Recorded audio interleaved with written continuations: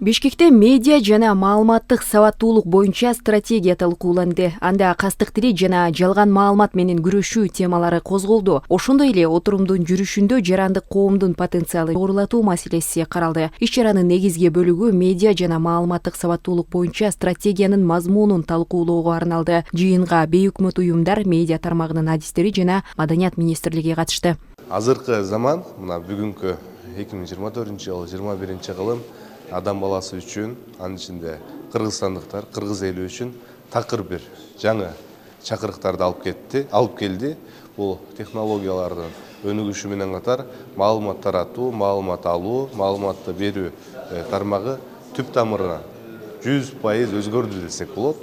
Анткени мурдагыдай бир гана гезит, телеканал, радио сыяктуу булактардан маалымат алуу жана ал аркылуу профессионал журналисттер, медиа кызматкерлеринин таратуу мүмкүнчүлүгүнө катар бүгүнкү күндө ар бир адамда ошондой мүмкүнчүлүк бар. Бул шартта медиа сабаттуулуктагы абдан бир маанилүү нерсе болуп турган учур.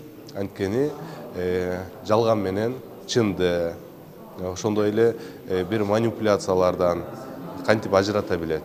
Ал үчүн жаран медиа сабаттуу болушу керек. Биз ойлогонбуз, бул ишти жасоо абдан бул адамдын медиа сабаттуу болушу кичине кыйын болот деп. Бирок акыркы мына кыска бир 10 жылдагы ушунчалык көп маалымат, ушунчалык жалган маалыматтар, ушунчалык ар түрдүү дүйнөдө болуп жаткан манипуляциялар биздин жарандардын өзүнүн иммунитетин андайга каршы иммунитетин дагы калыптандырууга шарттарды түзүп жатат.